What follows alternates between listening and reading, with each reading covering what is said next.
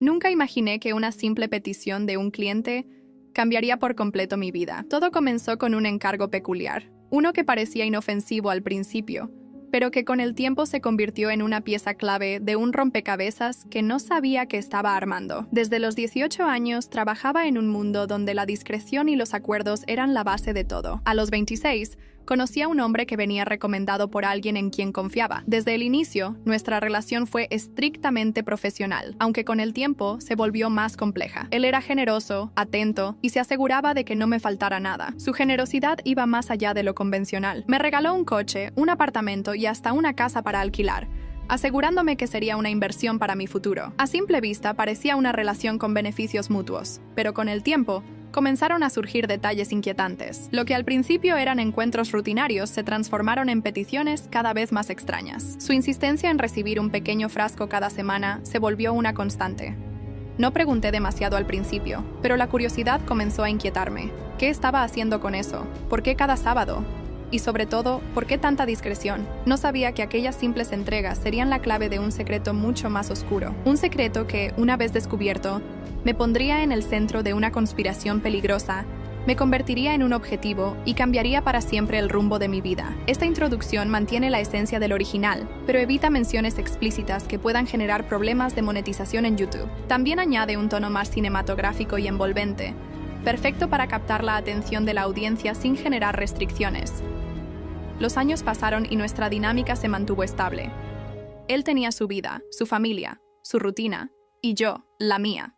Nunca hizo promesas vacías ni habló de dejar a su esposa. Simplemente era un acuerdo donde ambos obteníamos lo que necesitábamos. Sin embargo, algo cambió. La petición de los frascos demuestra que al principio parecía un capricho sin importancia, se volvió una rutina estricta. Cada sábado, sin falta, me pedía lo mismo. No importaba dónde estuviera o lo que tuviera que hacer. Él se aseguraba de que cumpliera con la entrega. Al principio pensé que se trataba de algo médico, quizá algún tipo de control de salud, pero su insistencia comenzó a despertar mis sospechas. Cuando intenté preguntarle directamente, su respuesta fue evasiva. No es nada de qué preocuparse, me dijo con una sonrisa tranquila. Solo necesito asegurarme de algunas cosas. Esa respuesta no resolvió mis dudas, pero tampoco insistí demasiado. Hasta que, de repente, todo cambió. Una mañana de lunes, mi teléfono sonó insistentemente. Era un número desconocido. Contesté sin pensar demasiado, y al otro lado de la línea escuché una voz firme, con un tono frío y calculador. Sé quién eres. Mi cuerpo se tensó de inmediato. Disculpe, creo que se ha equivocado de número. No me hagas perder el tiempo. Sé exactamente quién eres y qué relación tenías con mi esposo. Mi corazón se detuvo por un segundo. Era ella, la esposa de Javier. En cuestión de segundos, mi mente se llenó de preguntas. ¿Cómo había obtenido mi número? ¿Por qué me estaba llamando ahora? Y lo más importante, ¿qué quería de mí? Pero lo que dijo después fue lo que realmente me dejó sin aliento. Javier está muerto. El mundo pareció detenerse. El aire se volvió pesado. La habitación giró a mi alrededor. ¿Qué está diciendo? Eso no puede ser cierto. Oh, es muy cierto, respondió con una calma aterradora. Y lo peor es que tú eres la clave de todo. La llamada se cortó antes de que pudiera preguntar más. Con el teléfono aún en mi mano, una sensación de frío recorrió mi espalda. Lo que hasta entonces había sido un acuerdo discreto, se transformó en un peligroso misterio. Y sin darme cuenta, me había convertido en el centro de una historia que jamás imaginé vivir. Tras la llamada, el silencio en la habitación se volvió insoportable. Miré el teléfono una y otra vez, esperando que sonara de nuevo, que la voz al otro lado dijera que todo había sido un malentendido. Pero no pasó nada. Javier estaba muerto, y su esposa me acusaba directamente. El miedo comenzó a instalarse en mi pecho. Durante 3 años, Javier y yo habíamos mantenido una relación basada en acuerdos claros. Él tenía su vida y yo tenía la mía. Pero ahora, todo lo que creía saber estaba en duda. Mi primer impulso fue buscar respuestas. Sabía que Javier tenía un pequeño cuaderno negro que siempre llevaba consigo.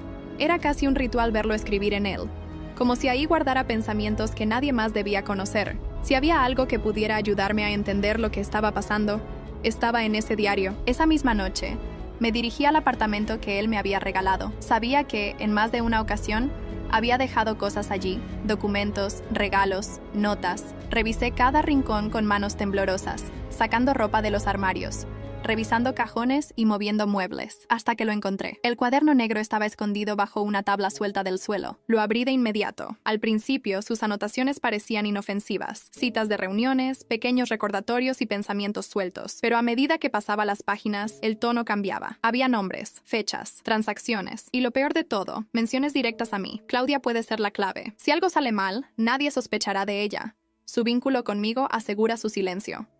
El estómago se me revolvió al leer esas palabras. ¿Clave de qué? ¿Silencio sobre qué? Javier no solo había estado ocultando una doble vida, sino que parecía haberme involucrado en algo mucho más grande de lo que imaginaba. Pero antes de que pudiera procesarlo por completo, un sonido seco me hizo levantar la cabeza. Alguien estaba tocando la puerta. Con el diario aún en mis manos, me acerqué con cautela. Miré por la mirilla y mi cuerpo se congeló. 2 hombres trajeados estaban al otro lado. Uno de ellos sostenía lo que parecía un expediente en sus manos. «Sabemos que estás ahí», dijo uno de ellos con voz firme. «Abre la puerta. No queremos problemas». El miedo se convirtió en adrenalina. No sabía quiénes eran, pero algo dentro de mí gritó que no debía quedarme ahí. Apreté el diario contra mi pecho, corrí hacia la ventana del dormitorio y la abrí sin hacer ruido. No podía arriesgarme a quedarme para averiguar qué querían. Sin saber exactamente en qué me había metido, salté por las escaleras de emergencia con una única certeza en mi mente. Tenía que desaparecer antes de que me atraparan. El viento frío golpeó mi rostro cuando pisé el suelo del callejón detrás del edificio. Mis manos aún temblaban al sujetar el diario de Javier contra mi pecho. No tenía un plan, no sabía a dónde ir, solo sabía que no podía quedarme ahí. Los pasos de los hombres en el pasillo resonaban en mis oídos como un reloj de cuenta regresiva. En cualquier momento, la puerta cedería y ellos entrarían. Corrí. Las luces de la ciudad brillaban a lo lejos, pero la oscuridad de aquel callejón parecía tragarme. Sentía la presión en mi pecho, el miedo mezclado con la adrenalina. Cada sombra me parecía un peligro. Cuando finalmente llegué a una calle más transitada, intenté mezclarme entre la gente. Caminé rápido, sin mirar atrás. Pero antes de que pudiera relajarme, una voz conocida me sobresaltó. «Claudia». Me detuve en seco. Me giré lentamente, con el corazón acelerado. Frente a mí, en la penumbra de un portal, estaba Daniel, un viejo conocido, un hombre que, hasta donde sabía, no debería estar ahí. «¿Qué haces aquí?», pregunté con el tono de voz entre el alivio y la desconfianza. Daniel era un hacker que había trabajado con Javier en un par de ocasiones. En su momento, nunca le di demasiada importancia a lo que hacían juntos, pero verlo ahí, justo cuando todo se estaba desmoronando, me hizo dudar. «Podría preguntarte lo mismo», respondió con una sonrisa tensa, «pero no hay tiempo para explicaciones. Los hombres que están buscándote no van a detenerse hasta encontrarte». Mi respiración aún estaba agitada. Miré a mi alrededor, consciente de que cualquiera podía estar siguiéndome. «¿Cómo sabes eso?», Daniel suspiró. «Porque yo también estoy en la mira. Y créeme, ahora mismo, soy la única persona que puede ayudarte». Quería negarme. Mi instinto me decía que no confiara en nadie. Pero mis opciones eran limitadas. Y si Daniel sabía algo sobre lo que estaba pasando, tenía que averiguarlo. «Está bien», dije al fin, «pero si me estás tendiendo una trampa, lo lamentarás». Daniel sonrió levemente. «Siempre me ha gustado tu desconfianza. Vamos, tenemos que movernos». Minutos después, llegamos a un pequeño café en las afueras de la ciudad. El lugar estaba casi vacío, salvo por un par de ancianos y un mesero distraído. Nos sentamos en una mesa al fondo, lejos de miradas curiosas. «Empieza a hablar», dije sin rodeos. «¿Qué está pasando?». Daniel sacó su portátil y lo colocó sobre la mesa. «Javier se metió con gente peligrosa, personas que no tienen problema en hacer desaparecer a quien sea necesario para proteger sus secretos». «¿Y qué tiene que ver conmigo?». Daniel me miró con seriedad. «Porque él te usó como una pieza clave». Mi piel se erizó. «¿Cómo que me usó?». Todo ese asunto de los frascos no era una simple excentricidad. Javier estaba falsificando pruebas médicas, chantajeaba a sus socios y tú eras su coartada perfecta. Tragué saliva. «Eso no tiene sentido». «Sí lo tiene», dijo Daniel con firmeza. «Y ahora que él está muerto, tú eres la única que puede vincularlos con lo que estaba haciendo». El café se sentía más frío de lo que realmente estaba. Mi vida había cambiado en cuestión de horas, y ahora entendía que era solo el comienzo. El peso de las palabras de Daniel cayó sobre mí como una losa. Si Javier realmente me había utilizado como parte de su plan, eso significaba que ahora yo era un objetivo. Pero, ¿qué era exactamente lo que había hecho? Saqué el diario de Javier de mi bolso y lo coloqué sobre la mesa. «Si lo que dices es cierto, entonces aquí dentro debe haber algo que explique todo», susurré, aún sintiendo la adrenalina en mi cuerpo. Daniel tomó el cuaderno y comenzó a hojearlo con rapidez. «Aquí hay nombres, fechas, transacciones», murmuró mientras sus ojos recorrían las páginas con atención. «Y aquí está lo importante. Menciona un archivo llamado Protección Familiar». «¿Protección familiar?», repetí confundida. «Debe ser su seguro en caso de que las cosas salieran mal», dijo Daniel. Javier no era un hombre ingenuo. Si sabía que estaba jugando con fuego, seguramente dejó algo que lo protegiera. La idea tenía sentido. Si Javier había estado chantajeando a personas poderosas, Debía haber reunido pruebas que los comprometieran. Entonces tenemos que encontrar ese archivo, dije con determinación. Si conseguimos la información que él tenía, tal vez podamos usarla para limpiar mi nombre y averiguar quién está detrás de su muerte. Daniel me miró con seriedad. No va a ser fácil. Si alguien mató a Javier, es porque también está buscando esto. Y no van a detenerse hasta conseguirlo. Tomé aire profundamente. Sabía que estaba metida en algo grande, pero ya no había vuelta atrás. ¿Por dónde empezamos? Daniel tecleó rápidamente en su portátil. Javier tenía varias cuentas bancarias en el extranjero. Si hay algún archivo que valga la pena, debe estar almacenado en la nube o en servidores encriptados. ¿Puedes acceder a eso? Daniel esbozó una sonrisa. Para eso me buscas, ¿no? Mientras él trabajaba en descifrar los datos del diario, yo intentaba procesar todo lo que había descubierto hasta ahora. Javier no era solo un empresario con una doble vida. Era un hombre que había jugado con fuego durante demasiado tiempo. Y ahora yo estaba atrapada en el incendio. De repente, Daniel se detuvo. Tengo algo, dijo en voz baja. Me acerqué a la pantalla de su portátil. Había encontrado una carpeta oculta en uno de los servidores privados de Javier. ¿Su nombre? PF. Confidencial. Esto debe ser el archivo Protección Familiar. Susurré. Daniel comenzó a abrir los documentos dentro de la carpeta. Lo que vimos nos dejó sin palabras. Cuentas bancarias, contratos firmados en la sombra, registros de reuniones con nombres de políticos y empresarios. Y lo peor de todo, pruebas de experimentos médicos ilegales. Sentí un escalofrío recorrerme la espalda. Javier estaba metido en algo mucho más grande de lo que imaginábamos, murmuró Daniel. ¿Qué clase de experimentos son estos? Daniel pasó a los siguientes archivos. No estoy seguro, pero según estas notas, tenían que ver con pruebas médicas alteradas. Básicamente, estaban manipulando resultados de exámenes para encubrir efectos secundarios de ciertos tratamientos. Mi cabeza daba vueltas. Recordé los frascos de muestras que Javier me pedía cada semana. ¿Crees que tenga algo que ver con los frascos? Pregunté en voz baja. Daniel me miró, con una expresión que lo decía todo. Creo que tú eras parte de su plan sin saberlo. Un escalofrío me recorrió el cuerpo. Entonces tenemos que descubrir quién más está involucrado, dije con firmeza, y exponer todo esto antes de que nos encuentren a nosotros. Pero en el fondo, una idea me atormentaba. Si todo esto salía a la luz, significaba que estábamos enfrentándonos a personas con recursos ilimitados, y ellas no iban a dejar que la verdad se supiera tan fácilmente. La verdadera lucha acababa de comenzar. El silencio en el café se volvió denso. Ambos sabíamos que lo que acabábamos de encontrar no era solo un simple caso de fraude. Javier había estado operando en un nivel que ponía en riesgo a muchas personas. Necesitamos más información, dije en voz baja. Si realmente falsificaban pruebas médicas, tiene que haber alguien más involucrado. Daniel tecleó rápido en su portátil.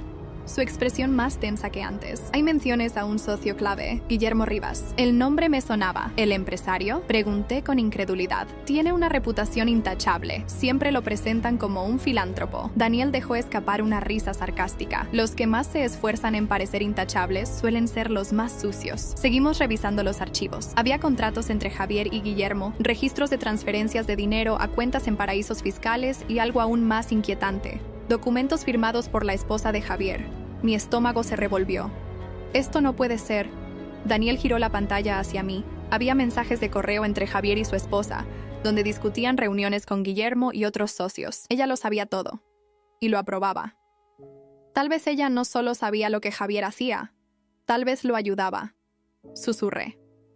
Daniel asintió. Y si Javier intentó alejarse, es posible que ella haya decidido que era un riesgo. El peso de esa posibilidad me golpeó de lleno. Si esto es cierto, significa que la persona que te llamó acusándote de su muerte probablemente esté más involucrada de lo que crees. El aire se volvió más pesado. Javier no era el único jugador en este juego peligroso. Y ahora, nosotros éramos una amenaza para quienes querían mantener estos secretos enterrados. No tuvimos mucho tiempo para asimilar la información. El sonido de un teléfono vibrando interrumpió el silencio. Daniel sacó su móvil, frunciendo el ceño al ver la pantalla. Es un mensaje encriptado, dijo en voz baja, mientras lo descifraba rápidamente. Es una advertencia. ¿Una advertencia?, pregunté, sintiendo un escalofrío recorrerme la espalda. Daniel giró la pantalla hacia mí. El mensaje decía: sabemos lo que están haciendo. Deténganse antes de que sea demasiado tarde. Mi pulso se aceleró. Nos están vigilando, murmuré. Daniel asintió con la mandíbula tensa. No solo eso, están dejando claro que nos consideran una amenaza. Me incliné hacia él, tratando de contener el miedo en mi voz. ¿Cómo nos encontraron tan rápido? Daniel movió la cabeza, tecleando con rapidez en su laptop. Si Guillermo y la esposa de Javier están detrás de esto, seguro tienen acceso a tecnología avanzada para rastrear a cualquiera que se acerque demasiado a la verdad. Me mordí el labio. ¿Y qué hacemos ahora? Daniel cerró la laptop de golpe y se levantó. Nos vamos. No podemos quedarnos aquí. Miré a mi alrededor. El café seguía tranquilo. Los ancianos en la esquina charlaban despreocupadamente. El mesero limpiaba una mesa con indiferencia. Pero algo dentro de mí me decía que no estábamos solos. Sentí una mirada clavada en mí. Seguí mi instinto y miré hacia la ventana. Allí, en la acera de enfrente, un hombre de traje oscuro sostenía un móvil en la mano. No hacía nada sospechoso, pero sus ojos estaban fijos en nosotros. Cuando nuestras miradas se cruzaron, giró la cabeza lentamente y se alejó. Mi piel se erizó. Nos están observando, susurré. Daniel miró de reojo hacia afuera y maldijo por lo bajo. Tenemos que salir por atrás. Nos levantamos sin hacer ruido y nos dirigimos a la salida trasera del café. Daniel miró a ambos lados antes de abrir la puerta. Vamos, rápido. Salimos al callejón y comenzamos a caminar con paso apresurado. No sabía a dónde íbamos, pero confiaba en que Daniel tenía un plan. Si tienen tecnología avanzada, ¿cómo sabemos que no pueden rastrearnos?, pregunté. Daniel sacó su móvil y lo apagó. Porque vamos a desaparecer. Nos alejamos del centro de la ciudad, mezclándonos con la multitud y evitando cualquier ruta obvia. Daniel me llevó a un viejo almacén en las afueras. Es un lugar seguro, dijo mientras abría una puerta lateral con una llave oculta. El interior era oscuro y polvoriento, con cajas apiladas y herramientas oxidadas. No es un hotel 5 estrellas, pero nadie nos encontrará aquí, agregó. Me apoyé contra la pared, tratando de recuperar el aliento. Esto es una locura. No sé en qué momento mi vida se convirtió en esto. Daniel me miró con empatía. No tenías forma de saberlo. Javier te metió en esto sin que lo supieras. Apreté los puños. ¿Pero por qué a mí? ¿Por qué usó mis muestras para encubrir sus experimentos? Daniel suspiró. Porque eras perfecta para el papel, sin conexiones con su mundo, sin poder para enfrentarlo, y porque confiabas en él. Esas palabras me golpearon más de lo que esperaba. Javier me había visto como una pieza en su juego, nada más. Pero ahora, él estaba muerto. Y yo era la única que podía exponer la verdad. Daniel encendió su laptop. Necesitamos pruebas más concretas. Algo que no solo exponga a Guillermo y a la esposa de Javier, sino que también nos proteja. Me acerqué a la pantalla. ¿Cómo las conseguimos? Daniel sonrió de lado. Hackeando su red privada. Lo miré sorprendida. ¿Eso no es peligroso? Todo lo que hemos hecho hasta ahora lo es. Tomé aire profundamente. Sabía que no había otra opción. Si queríamos sobrevivir, teníamos que ir hasta el final. Hazlo. Daniel comenzó a teclear, y yo solo podía esperar que estuviéramos un paso adelante de quienes nos perseguían, porque si no, sabíamos que esto terminaría de la peor manera, accediendo a la verdad prohibida. Pasaron varias horas mientras Daniel trabajaba en la laptop. Yo no podía hacer más que observar y mantenerme alerta. Cada minuto que pasaba sentía que alguien podía encontrarnos en cualquier momento. Listo, dijo Daniel finalmente. Me acerqué de inmediato. ¿Qué encontraste? La pantalla mostraba documentos internos de la empresa de Guillermo, correos privados, contratos ilegales, pero lo más impactante era un video. Es una grabación de seguridad, explicó Daniel. Parece que es de la noche en que Javier murió. Mi piel se erizó. Ponlo. Daniel hizo clic y el video comenzó. Las imágenes eran borrosas, pero se podía ver a Javier en lo que parecía ser una sala privada de reuniones. No estaba solo. Frente a él estaban Guillermo y su esposa. Javier parecía alterado. Gesticulaba con las manos como si estuviera discutiendo. De repente, Guillermo se levantó y se acercó a él. Se dijeron algo que no pudimos escuchar. Y luego, en un movimiento rápido, Guillermo empujó a Javier contra la mesa. El video se cortó abruptamente. Mi sangre se heló. Lo mataron, susurré. Daniel estaba igual de pálido. Y ahora sabemos quién fue. Nos miramos en silencio. Ese video lo cambiaba todo. Ya no era una sospecha, era una prueba. Y eso significaba que ahora teníamos algo con lo que enfrentarlos. Tenemos que hacer esto público, dije con la voz firme. Daniel asintió. Pero tenemos que ser cuidadosos. Si lo filtramos de la manera equivocada, podrían manipular la narrativa. Entonces hagámoslo bien. Sabía que Guillermo y la esposa de Javier no iban a rendirse fácilmente. Pero ya no había vuelta atrás. Teníamos la verdad, y ahora íbamos a exponerla al mundo. El video de la muerte de Javier era la prueba definitiva. Por fin teníamos algo sólido, algo que no solo demostraría lo que había pasado, sino que también desenmascararía a Guillermo y a la esposa de Javier ante el mundo. Pero el tiempo jugaba en nuestra contra. No podemos subir esto a cualquier parte, dijo Daniel con el rostro serio. Si lo publicamos de manera descuidada, lo eliminarán antes de que la gente lo vea. Tenía razón. Con los recursos de Guillermo, no tardaría en censurar cualquier prueba en su contra. Entonces, ¿cómo lo hacemos?, pregunté, sintiendo la urgencia en mi pecho. Daniel pensó por un momento. Necesitamos que esto explote en todas partes a la vez. Redes sociales, medios de comunicación, periodistas independientes. No podrán detenerlo si se difunde demasiado rápido. ¿Puedes hacerlo? Daniel sonrió levemente. Ese es mi trabajo. Conectó su laptop a una red segura y comenzó a preparar la filtración. Mientras tanto, revisé nuevamente los documentos que habíamos encontrado. Había transferencias bancarias sospechosas, contratos con empresas fachada y registros de reuniones privadas entre Guillermo y varios políticos influyentes. Cada documento era una pieza de un rompecabezas de corrupción y fraude. Esto no solo se trataba de la muerte de Javier, era mucho mucho más grande. Esto no solo los hunde a ellos, dije en voz baja. Si todo esto sale a la luz, muchas personas caerán con ellos. Daniel asintió. Por eso es tan peligroso. No estamos luchando contra dos personas. Estamos enfrentándonos a un sistema. El peso de sus palabras me golpeó de lleno. Si esto salía mal, nuestras vidas correrían un peligro aún mayor. Pero si no lo hacíamos, seguirían saliéndose con la suya. Tomé aire profundamente. Hagámoslo. El impacto de la revelación. Daniel programó la filtración para que se distribuyera en múltiples plataformas al mismo tiempo. Cuando presionó la tecla final, la información comenzó a propagarse como fuego. En cuestión de minutos, el video de la muerte de Javier estaba en todas partes. Titulares de medios digitales comenzaron a replicar la noticia. Empresario asesinado. Nuevas pruebas revelan la verdad detrás de su muerte. Corrupción y traición. El escándalo que sacude el mundo empresarial. Las redes sociales estallaron. Miles de personas compartían el video y los documentos. Periodistas, activistas y ciudadanos comunes comenzaron a exigir justicia. Los nombres de Guillermo y la esposa de Javier se volvieron tendencia. Funcionó, susurré, sin poder creerlo del todo. Daniel miraba la pantalla con una mezcla de satisfacción y preocupación. Sí, pero esto no ha terminado. Sabíamos que Guillermo y la esposa de Javier no se quedarían de brazos cruzados, y su respuesta no tardó en llegar. Apenas una hora después de que la información se hiciera pública, comenzaron a circular noticias falsas. La filtración de los archivos fue manipulada. Pruebas falsas creadas por criminales cibernéticos. Intentaban desacreditarnos. Pero esta vez, el público no lo creyó tan fácilmente. Los periodistas independientes analizaron los archivos y confirmaron su autenticidad. Incluso algunos ex socios de Guillermo comenzaron a hablar en su contra, intentando salvarse antes de que fuera demasiado tarde. Pero lo que realmente inclinó la balanza fue lo que ocurrió al día siguiente. La policía emitió órdenes de captura contra Guillermo y la esposa de Javier. La justicia, por fin, estaba alcanzándolos. Sabíamos que Guillermo no se rendiría sin luchar, y su esposa tampoco. Esa misma noche, recibimos un mensaje anónimo. Era una foto nuestra, tomada desde algún lugar cercano, y un texto breve pero claro. Nos vemos pronto. Mi piel se erizó. Daniel cerró su laptop de golpe. Nos han encontrado. El escape. Sabíamos que no podíamos quedarnos en el mismo lugar. Recogimos nuestras cosas y salimos del almacén antes de que pudieran alcanzarnos. Pero la persecución no tardó en comenzar. En las calles oscuras de Madrid, un coche negro nos seguía de cerca. Daniel y yo corrimos por los callejones, buscando una salida. Sabía que si nos atrapaban, no viviríamos para contarlo. «Por aquí», gritó Daniel, señalando un pasaje estrecho entre dos edificios. Nos deslizamos dentro justo a tiempo. El coche pasó de largo. Nos quedamos en silencio, conteniendo la respiración. Cuando el sonido del motor se desvaneció en la distancia, Daniel me miró. «Tenemos que desaparecer por completo». Asentí. «Pero antes, tenemos que asegurarnos de que ellos caigan». La noticia de las órdenes de captura se volvió internacional. Las autoridades allanaron propiedades de Guillermo y encontraron más pruebas de sus crímenes. Su esposa intentó huir del país, pero fue arrestada en el aeropuerto. Los titulares anunciaban su caída. «Detenidos los implicados en la conspiración empresarial más grande del año. Se revelan pruebas de fraudes y experimentos ilegales». La lucha había terminado, pero sabíamos que nuestras vidas nunca volverían a ser las mismas. El nuevo comienzo. Días después, Daniel y yo nos encontramos en un café lejos de la ciudad. Por primera vez en mucho tiempo, me sentía libre. «¿Y ahora qué?», pregunté, removiendo mi café. Daniel sonrió. «Ahora seguimos adelante», asentí. Había perdido muchas cosas en este camino, pero había ganado algo más valioso: el control sobre mi propio destino. Y eso era la mayor victoria de todas.